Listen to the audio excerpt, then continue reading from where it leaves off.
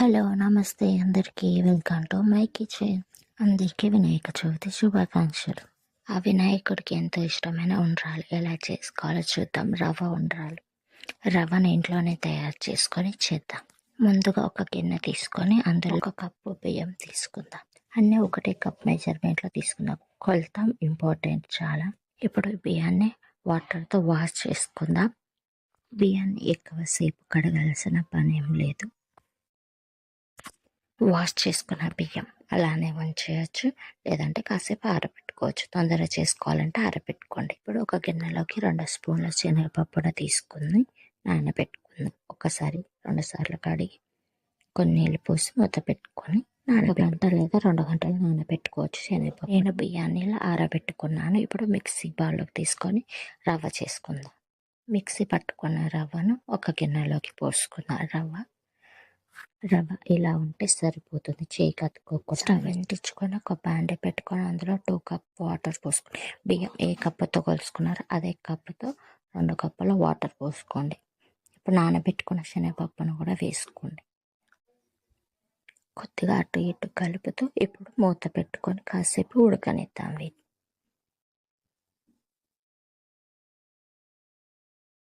కాసేపు అయ్యాక మూత తీసి చూద్దాం ఉడికిందా లేదా పప్పు.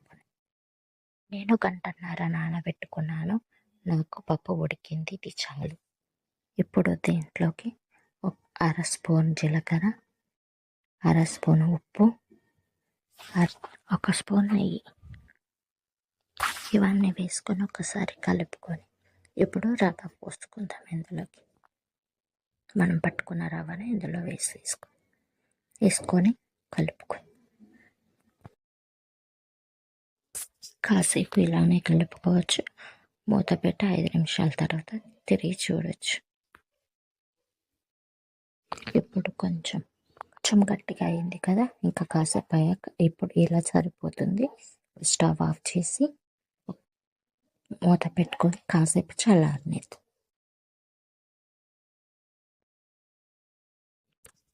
ఇప్పుడు దీన్ని ఒక ప్లేట్లోకి తీసుకొని 1 స్పూన్ నెయ్యి వేసుకొని మంచిగా ఇలా కలుపుకుందాం. కొంచెం నెమ్మదిగా కలుపుకొని ఇప్పుడు ముద్దలు లడ్డులాగా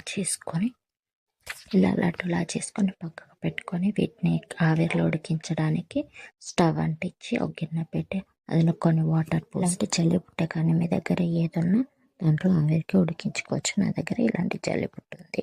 దీంట్లో వీటన్నిటిని పెట్టుకొని ఆవిరికి ఉడికించుకుంటా కాసేపు మూత పెట్టి కాసేపు ఉడికించుకుందాం. ఇప్పుడు మూత తీసి చూద్దాం. ఉడికాయి. వీటన్నిటిని ఒక ప్లేట్లోకి తీసుకొని సర్వ్ చేసుకుందాం. వినాయకుడికి ఎంతో ఇష్టమైన ఉండ్రాళ్ళు రెడీ. మీకు ఎలా అనిపించాయి కామెంట్ చేయండి. ఇప్పుడు చూద్దాం ఎలా వచ్చాయో. చూసారా ఎంత బాగున్నాయో. మీకు కనుక ఈ వీడియో నచ్చితే లైక్ చేయండి, షేర్ చేయండి. ఇంకెన్నో వీడియోస్ కోసం నా ఛానల్ సబ్స్క్రైబ్ చేసుకోండి.